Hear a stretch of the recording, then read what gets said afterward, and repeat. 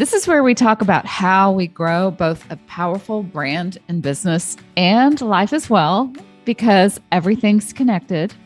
Welcome to Brand and Biz Spills. I'm Debbie White. I've spent 30 years in the creative advertising industry, working with Fortune 500 brands while also being a serial entrepreneur, building several multiple 6- and 7-figure businesses along the way. I'm talking with other powerful women to share insider secrets and insights about building your brand and business. And I don't have time for BS and fluff. You don't either. So let's get to building a powerful brand and business with some real frank talk. Follow me on Instagram at FranklyDeb so we can connect further. Welcome. We are here today with a very special guest, Megan Huber. Megan is the creator of the Rise to Legendary Mastermind. She is a business and leadership mentor for established entrepreneurs, former academy director of a large coaching company where she helped launch, develop, and run multi-million-dollar coaching programs, as well as a podcast host of Built to Last. Welcome, Megan. It's so great to have you here.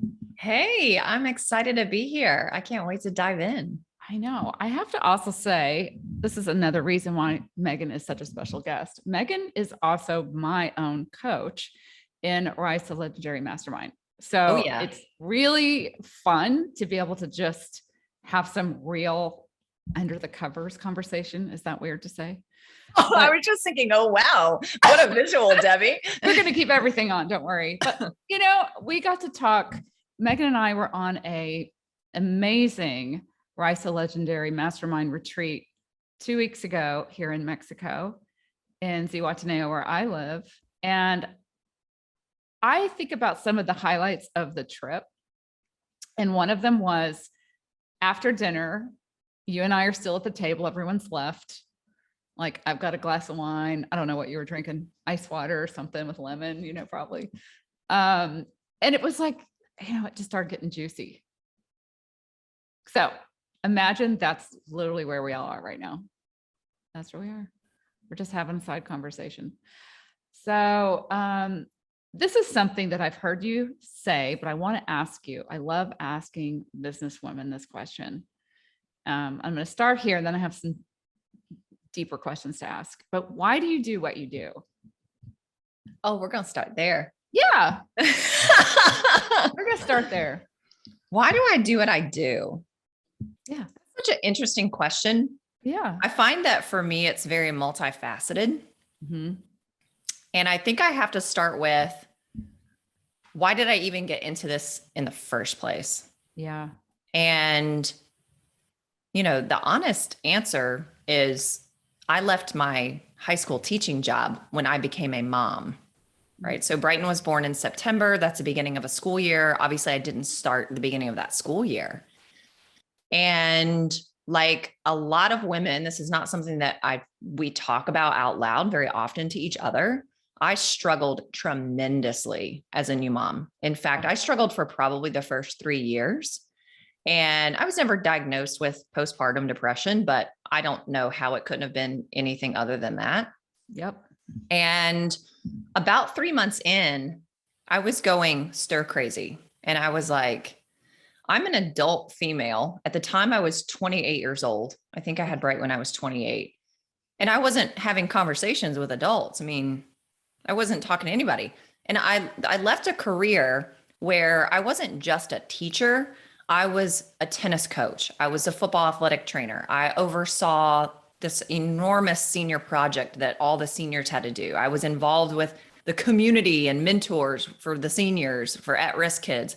I mean, I was leading and heading up a lot of stuff. And I was probably working 70 to 80 hours a week. So when I was home, it was like, all that just went away. That leadership role, the role of being a creator, the role of being an innovator, the role of pioneering something that meant a lot to you. And not that being a mom didn't mean something to me. It was just one small part of me. And I knew I had to do something. And I didn't know what it was. My husband is actually the one who recommended, like, hey, why don't you go get a coaching certification? Because I think it would just kind of help you figure out like what you want to do next.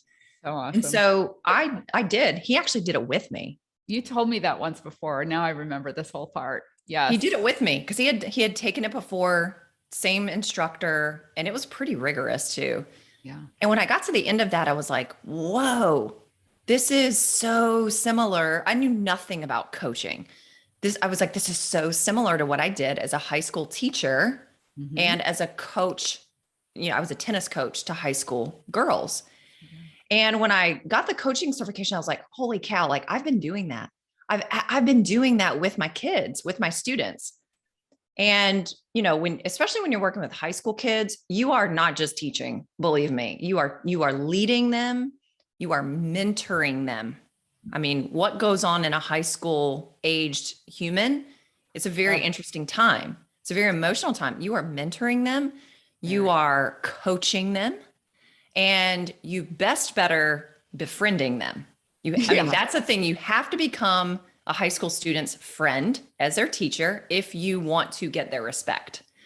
And so when I went through the coaching certification, I was like, oh my gosh, like this is what I'm meant to be doing, because it's going to allow me to incorporate all those things that I feel like I do really, really well together.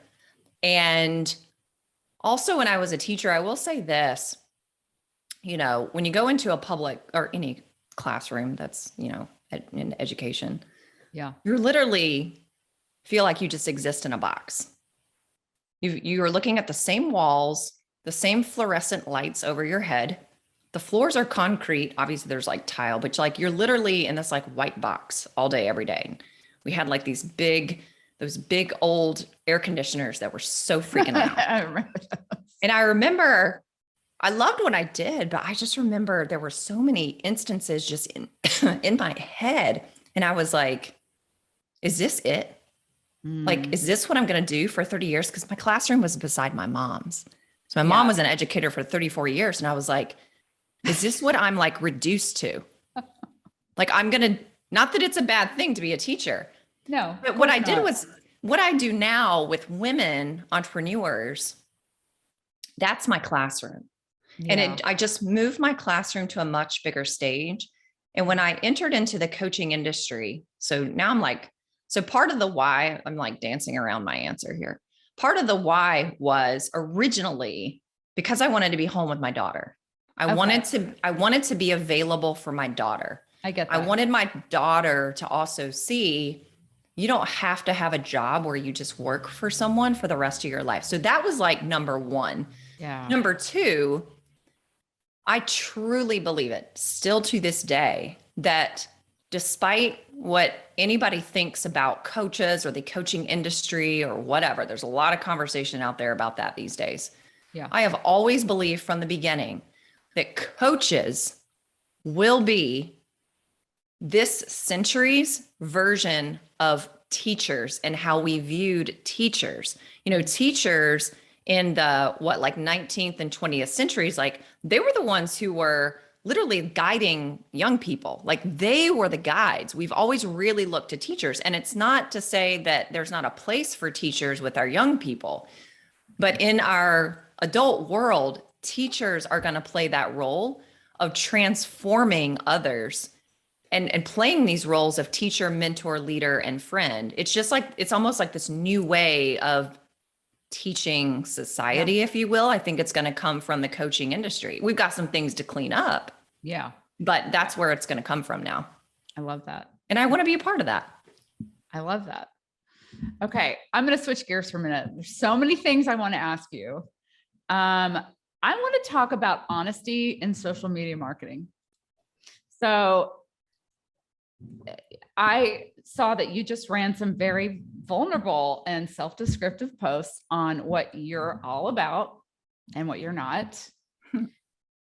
And this is something that's come up when I'm talking with other business owners, some of my clients even. Do you think that there are lines we should draw in terms of how much we reveal or how much we don't, or where do we know where to draw the line with what we share on social media? Yeah, My answer. Okay. So I have an interesting answer. Yeah. I do think that it is somewhat based on like case by case basis. I Yeah. don't think there's like a blanket statement for that I don't either. because I do believe that we're all different Yeah. and we're all unique. Mm-hmm. And we all know what our threshold is. We all know what our purpose is. We all know what our calling is. Mm-hmm. Now, you've been around me enough to know at this point, which has been a little over a year. Yeah. I tend to stay pretty neutral. Yes. I stay very neutral. That is very intentional. Mm-hmm. I would say that I'm a fairly neutral individual anyway. I'll give Mm-hmm. you like an example so people like understand where I'm coming from. Yeah. When I was in high school, I was voted most popular my senior year. You know, they do all this. Really? I was. Now, Oh, hear me on this. okay. I I'm had listening. I had four close friends. Okay. Four. Four. So when I got that superlative, I was very confused. And I remember sitting in my homeroom class because we had to go to homeroom for like 5 minutes every day. And I remember looking around and there were like boys and girls in the class. And I grew up in a small town. So you were basically in elementary, middle, and high school with the same group of people for the whole, all 13 years. And I remember looking around and I was just like, and I knew everybody. And I was like, why did I get this? And they were all boys and girls. They were all telling me they voted for me. And I'm like, we're not even friends. Like, why did I get this? Now, it wasn't that I wasn't their friend. So when I say I had four close friends, I mean, those are the people that I would talk on the phone with, go spend the night at their house on the weekend. And we were like walking down the hall together, like we were buds. But I was so accepting of everybody. So I was quote unquote friends with the drama people, friends with the Gothic crowd, friends with the African-American crowd, because we had that at my school. I was friends with the Hispanic crowd. It was like pretty white where I was, but then we had an African-American population and a Hispanic. I grew up in a very rural kind of North Carolina, Southern town. Yeah. But I was friends with all of them. I was friends with the athletes. I was a football athletic trainer. I was with those boys every day till 7:30 p.m. at night. I was also an athlete. I was friends with the nerds because I was ranked in the top 10 people of my class. I was academically gifted. I was in all honors. I was friends with everybody. I just knew I was friends with the partiers. I was friends with the people who did drugs. Now I never I never even went to a party in high school, except for maybe like one. You did it? No, I never drank in high school. I didn't drink till I got to college. So when I say I'm neutral, yeah, I get that now. It's not like I was talking about my religion or talking about my politics or talking about my you're wealth. Very neutral. Very neutral. So I share that because the way I come across on social media as more of a neutral person, what that allows me to do is it allows me to attract all walks of life because everybody knows they're not going to be judged by me because I have no judgment on anybody on anything.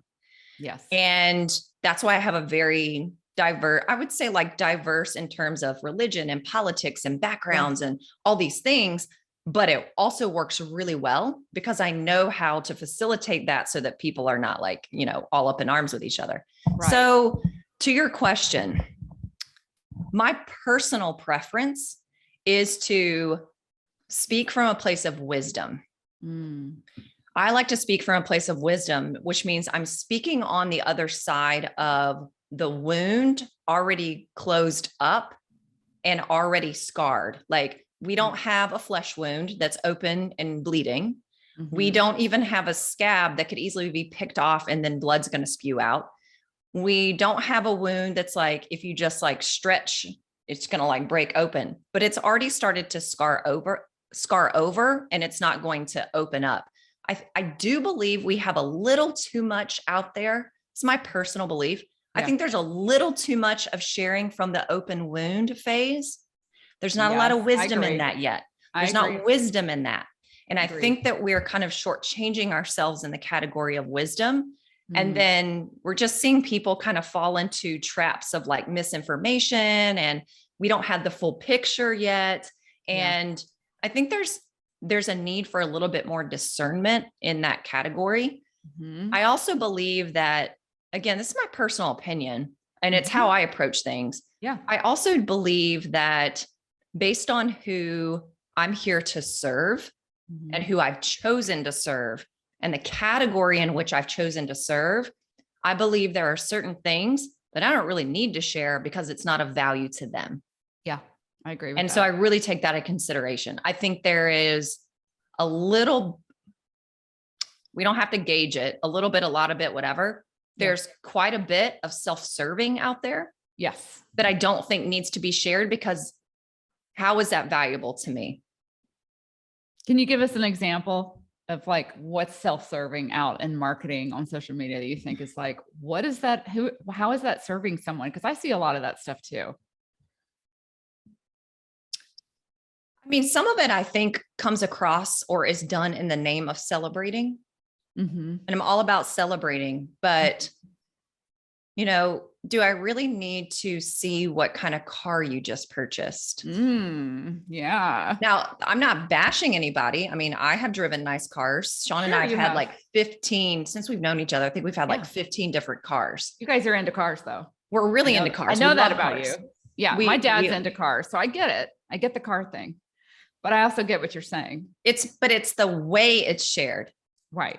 It's the approach. It's the way it's shared. And it's almost like, it's kind of hard for me to describe, but it's like a feeling that I get internally. Yeah. And it's like the way that you're sharing that, how is that valuable for me? And I think it's shared in the name of celebration. And like, I came from rags and now I've got some riches or whatever. Yeah. And I think a lot of people will justify it by saying, well, I'm showing everybody what's possible. Yeah. I'm like, well, that's not what your post says. So just because you're showing it isn't going to make me believe that it's possible. You, again, like that's where the wisdom has to come in. Yeah. That's what we're lacking. Ooh, that's really good. That's really good. I love that. Cause I know I could go on a whole tear about, you know, and I know you've heard me say stuff like this, but I am so new to this coaching world. I come from, you know, big brand corporate marketing and, you know, creative stuff. And the idea of like flashing, it just makes me giggle, you know? Can I talk about that for a minute? I do want to say this. I know we're talking specifically, well, it's not specifically, but we see a lot of it with coaches in the business coaching of all types of different coaches. You know, Megan and I are both coaches. We have a lot of clients that do all kinds of things that are not coaches. But we see a lot of the stuff. I have never, you know, I'm 2 years into this, not even 2 years, a year and a half. But I see so many strange things going on in the coaching industry, and not to bash it, but I've still scratched my head on what's up with the crowns, what's up with the big, like, I don't know, what are these? Like we're going to, you know, the Oscar dresses. And it's like, I don't understand. And so I'm trying to understand it. It's so confusing to me, because if someone were to come to me prior coaching world and say, hey, Debbie, you know, I used to have an ad agency. Hey, Debbie, can your agency help me with marketing? And if I were to see that, I'd be like, well, first of all, get the big gown and crown off your head and let's do something unique, because that doesn't even make sense. But I see this and I just kind of scratch my head, and it's like, where, you know, why is this happening? Why is there so much of that? And it kind of is going to what you say of, there isn't a lot of wisdom. And I don't want to be like, you know, I want to go from a positive place. There's a lot of amazing coaches out there. Oh yeah. But I'm looking at this as a marketer. Like, what's up, y'all? Why are y'all doing that? Well, here, I'll tell you. So there are a number of us in the industry now. I think once you've been in the industry, I mean, I've been in it for a decade. Yeah. And you know, you probably don't have to be in it for a decade to figure this out, but when you've been in it for about a decade, you know who kind of like the head honchos are of the whole industry. And I recognize this tier, isn't there? Yeah. Is there like a coaching tier? And like, I mean, probably I don't know, Tony Robbins sit on the top chair, yes. And then there's like layers. It's like a big layer cake. Like it is kind of like that. And there's like people up there. So from a marketing perspective, and I don't want to encourage you, Debbie, to go like infiltrate yourself with the coaching stuff. I really like the fact that you don't, you know, you're not like all in it, because you're coming in naive to the coaching world, which is like the best thing ever. Yeah. But what you can do is once you start seeing someone's photos and branding and marketing message and their email formula and framework. Yeah. When you've been in the industry long enough, you can actually trace it back to who their coach is. That's what's happening. So to answer your question about why is like the big dress and like this stuff happening, it's because they're picking it up from, they go join like some huge coach, right? That's probably making bukus of money or whatever. And they're all wearing big dresses and crowns. And they are like, oh, this is how I have to do it. And what's happened is a lot of coaches are just teaching they're teaching basically a remake of themselves. Right. And then everybody's going and copying it. And so in a way, it's interesting. It's almost like, let's go back to how public education is run, or our education system in general. It's like, sit in the desk, do as I say, don't think, and just go be this and go do this. And we kind of just like recreated it in the coaching industry, honestly. Well, it's like, for me, I just see the templates out there of like copy and paste. Here's a template. Here's a template. It's like, oh gosh, y'all, stop with the templates. Stop right now. I mean, and listeners out there, please don't use those templates. It's like the worst thing you can do. Well, okay. So you sound like everyone else. I mean, they all sound the same. Well, here's what's interesting. I mean, gosh, this is such an interesting conversation because I think the part for me, and it'd be interesting to hear how you feel about this. For me, it's like, well, I don't coach that way and I don't teach that way, but dang, if it is not sellable, if it is not sellable.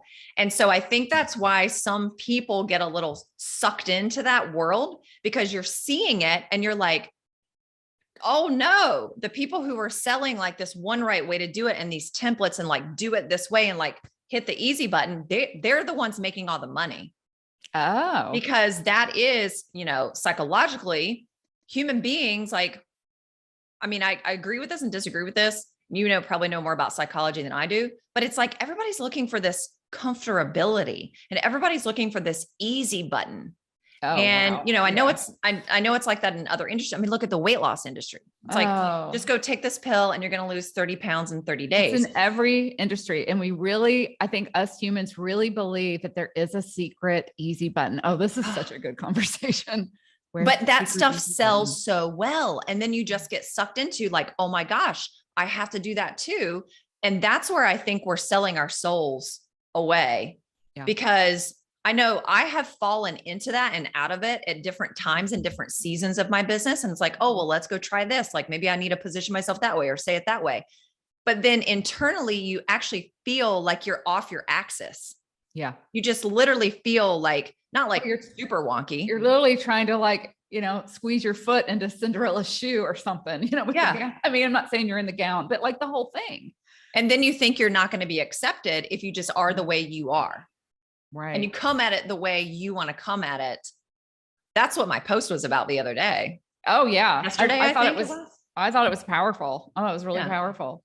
My whole thing is, honestly, I'm coaching women to be as authentic as they truly, truly are, and be able to like own it and clarify it. Like literally, if I had to cut to the chase of what is it all about, it's literally that. It's the complete opposite of a template. So to me, it just fascinates me. And you're right. I mean, I can see it, but this whole interesting coaching pyramid thing. Okay. I have a question just talking about this, because I've heard you mention this before, and I love statistics. And you have coached a lot of women throughout your career. You've coached a lot of women getting to six figures and beyond. Now you solely are coaching women that are well into the six figures, even seven figures. You're pivoting in that direction, which I agree is your total zone of genius. But I'm curious, having been in this industry for, a decade, what do you think are the three most important things you need to do to get to those six figures, which here, I'm going to pull the stat. There's only 6% of all entrepreneurs, men and women, that even get to six figures. Right? Yeah. It's so low. Yeah. So what do you think are the three key things you would say? Like, if you want to get to six figures, 1, 2, 3, What have you seen in you've coached so many different women, and a lot of women have done that. Yeah. So in the beginning, which I also teach this, to people who are like super established and advanced, it's always keep it incredibly simple. Like keep it super simple. Now I'm going to share what I believe is, I don't really love using the word fastest. Yeah. But when I say fastest, for some people that could be a few months, for others it could be a year, for others it could be years, plural. Yeah. Okay. But it is, I actually wouldn't get so insanely bogged down with like this uber specific niche, although like we could have a debate about that, but sometimes that is stifling to a brand new person. Oh, interesting. To like niche too narrow. But I do see how it could be helpful, because sometimes you just have to take what you can get and you sort of like figure it out as you go in the beginning, right? Right. Like in the beginning, cash is so important to a business, right? Like we have to talk about money in terms of the well-being of a business. It lives and dies based on your cash flow. Bottom line, cash flow is not there, you are going out of business. You're filing for bankruptcy, right? Cash flow is king to a business. So you've got to look at what is going to get me momentum with cash flow, so that I'm also like, the other problem is if any of us, and we've all been here probably more than one time, if there's any financial instability in your life, the level of stress is through the roof. We've all been there. And it is so hard to run a business when you are under financial distress. Yeah. So you really want to be thinking, how can I accumulate my cash flow as quickly as possible while also managing that money exceptionally well and not going and raising your lifestyle, because you've got to feed that money back into the business. So I want to say that's not really one of my three yet. That's a really good point though. But it's so important with what I'm about to say. Your sole goal in that, before, like to get to 100K, and I'm not even going to touch on the branding stuff, that like that's your whole world. Yeah. I'm going to touch on like my part of the world. Yeah. It is, know what your offer is. Have an offer. And in the coaching world, I highly recommend, and really like any world, have an offer that like a service that's one-on-one. And it needs to be something that's a little bit higher ticket. For instance, when I came back into my business in 2017, I offered a one-on-one coaching package for $6,000. For me to get to 60K, which was my first goal, and I wanted to get there in 90 days, I got there in 45. My goal was $60,000 in 90 days because I needed that, right? Yeah. I did it in 42 days or something. And I got, one of those clients was a $15,000 client. So I only needed 8 clients. That's what I'm saying. So it's like, have an offer that's a higher price point, go out there and build. So 2 is go out there and build relationships with people. You should be talking to people all the time, and then make offers, which is ask people to work with you. So those are really like the top 3. Have an offer at the right price point that's one-on-one. Go build relationships with people, which means you have to talk to people. That trumps anything else you could be doing online. And then number 3, you have to ask people to do business with you, because you've got to build the muscle of asking, because not everybody's going to say yes to you. And if you're not asking, you're going to go weeks and months without making a sale. Now your cash flow goes down. Now you're in financial instability. Now you're in stress. And now it's like this vicious cycle. That's so good. And we could chew on that all afternoon, because just asking for the sale, I see this with women starting out in business, is the hardest thing for them. And that's like a whole thing. Yeah. We won't go there, but I just reviewed a whole bunch of my clients' Instagrams. They're like, why am I not getting sales?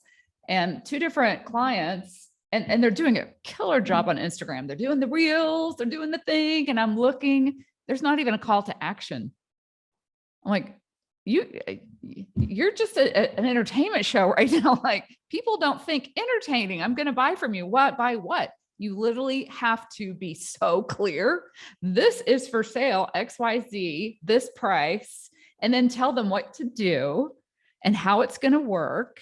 Like, all the things. It's Yep. like, yeah, that's ask for the sale.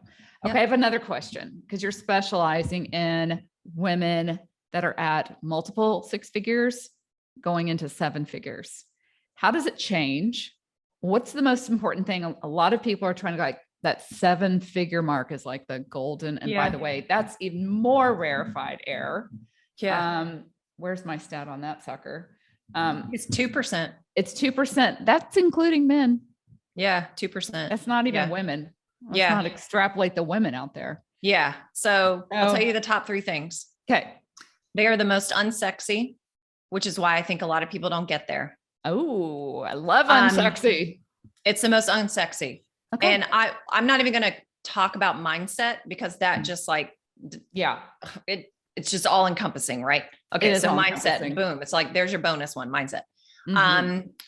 It is leadership, leadership of self and leadership of clients, leadership of people, meaning your team. Team is number 2.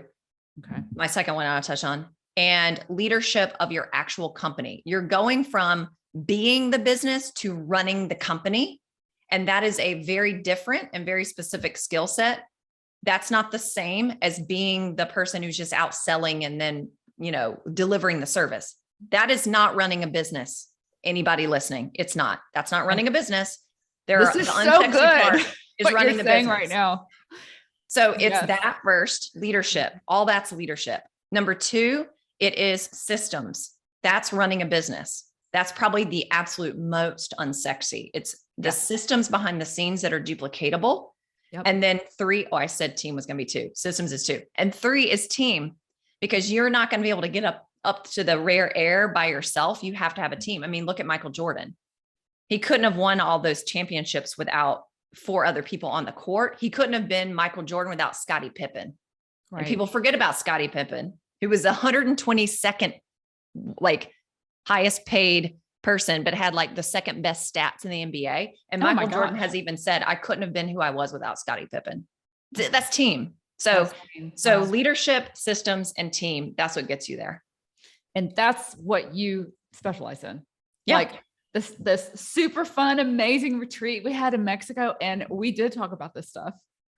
But you add something to that in the way that I'm going to throw your secret sauce on you, because this is what I do. There is a freedom and I love how this came up. You and I talked about this. The actual, how do I make 7 figures, Megan? I want to hit 7 figures. That money conversation never came up the entire week. Not once. I think that would surprise people. Every woman in the room, it is a goal. We've written our goals out. All of us are trying to hit that mark. Yet it didn't come up in the conversations the whole time we were there. Spent a whole week together. Mm-hmm. Why do you think that is? I think that would surprise a lot of listeners. I mean, these women are in multiple, to $500,000 a year businesses. They're rock stars. We're not sitting around talking about money. One of the biggest reasons is because at that level, you already know how to make money. You already know how to make money. And you figured out that making money is not actually hard. It's actually quite easy. And it's not even exhilarating. It's kind of like a boring activity. So you already know how to make money. There's all these other factors that are going to help you keep the money, but also enjoy making the money. And if we're not enjoying making the money and we're not keeping the money or managing it properly, that's really where people get into hot water. So number 1 is you already know how to make money. The other reason very strategically is because of the timing of the year. It was our first retreat. It was January 2022. And that set the tone for the rest of your year. That's why we talked about living your legacy. That's why we were talking about so much around personal goals and life and living and bonding and future casting. It was because of the time of the year. Now, our second retreat, there may be more conversation about that because of the timing of the year, right? Because now you only have 6 months left in the year. We do need to take a look at, you should be 50% of the way to your financial goal. And if we're not, we need to get in there and start looking at some things. So those are the 2 biggest reasons why we didn't talk about money. Plus, part of that retreat also was not that I wanted people to like, oh, this is a retreat where everybody's going to become like best friends, but you're about to be together for another year with each other. Right. You want to feel that way with the people who are going to be supporting you in your business and the people who are going to be supporting you when you're having the conversations about making money. It's going to be more effective if we did what we did at that first retreat. Very smart, because we are very bonded. Yes. It's just something about doing business, even if it's your own business, you feel like you're doing it all day alone in your office, whether you have team or not, of having that community is so vastly important, no matter where you are in your business. I believe that. Hands down. Yeah. Hands down. Okay. I have two more questions for you. One is, when you look out, you probably see your ideal clients floating around out there like, oh, that is such an ideal client for me. Do you ever see them and just want to scream out? Because I do this, I have to admit, like, oh my God, you're making such a mistake there. Like, why are you doing that? Do you ever do that? Yeah, What is the mistake? Can you tell us? I do this all the time. I'm like, oh, don't do that. Oh, what I was actually going to say was I feel that way about a lot of my peers. Yeah, I feel that way about a lot of my peers. And I have some peers that I'm like, I really just want to say, like, do you want to join my mastermind program? Because I could actually help you with all of that. Like every single thing you're struggling with. Mostly it's this, Debbie, it's a shit show behind the scenes. Okay. And I hear them always complaining about the shit show behind the scenes with team and systems and hitting financial plateaus. And there's too much chaos and they're burned out, exhausted, tired, and they're not living the kind of life they want to live. And I'm like, that's all the stuff I fix. That is all the stuff you fix. It's that. Okay. Yeah. They need to listen to this podcast. Yeah. Go ask him to join. I will. Go ask him. There's some good ones. Here's a question that, I kind of love this question. There's there's kind of two in here. This came from, I'm not going to lie, this came from someone on my team. And I just thought this is hilarious. You're a successful business owner, right? I mean, a lot of women, believe it or not, Megan, they look up to you. They're like, oh my God, you're interviewing Megan Huber. I'm like, I know, it's like a big deal. Okay. This is what people are wanting to know. People look up to you. Is your laundry folded? And what does your kitchen sink look like? Oh my gosh. My kitchen sink right now has got like 5 or 6 like pots, like cooking pots and pans in it right now. And usually by the end of the week, it looks like that. My dishwasher's full, like bowls and plates and cups and like all silverware, all that. But it's like all the cooking stuff is just like all over the place in the sink and like dirty. And Megan has dirty dishes, y'all. Yeah. Dirty dishes. Yeah. And my laundry, typically I only fold laundry on the weekends. Usually it's on Sunday and we do laundry almost every day. And then we go into the laundry room and just peel stuff out of the dryer in the morning and slough through it to find clothes for the gym. And then it doesn't actually get, so that's how we find our clothes every day for the gym, right? Like now the clothes I have on now, it's from hanging in my closet, but like gym clothes, because that's how we start our day. Yeah. Every day is all in the floor, in the laundry room, in a pile. Can you guys see it now? It's not what you thought, huh? Yeah. They thought you had some valet showing up with like, here it is. People just have these interesting ideas that you're not a real person. We're not, like us having these businesses, somehow we're different. It's so funny. No. And I fold my own laundry. And I fold my own laundry and I put it away because I enjoy doing it. And the whole time I'm doing it, I'm thinking to myself, this is me showing love for my family. And a lot of people would disagree with that because they're like, oh, you could pay somebody else to do this. But I don't do a whole lot of domestic stuff. Yeah. So the folding of the laundry is actually one of the things that I love doing for my family. That's so sweet. Which is why I do it. That's sweet. My husband and I kind of do it together. I was just folding my underwear right before this podcast because I had to get a COVID test because I'm flying tomorrow. Yeah. And I'm like, okay, we got to fold the underwear because I don't want the guy to like see my underwear on the thing. Yeah. But I just thought that was that came from my team. I thought it was hilarious. But like these are the things people want to know. They're like, that just makes me feel so good to know that she's just I'm like, yeah. Oh yeah. No different than anybody else over here. Exactly. And I can vouch she's a real life person who is absolutely hilarious when you're hanging out with her too. Oh yeah. So this was so fun. I could chew on this stuff all day. I know. Megan, thank you so much for being here with us today. You're so welcome. I'd love to have you back sometime. Oh yes.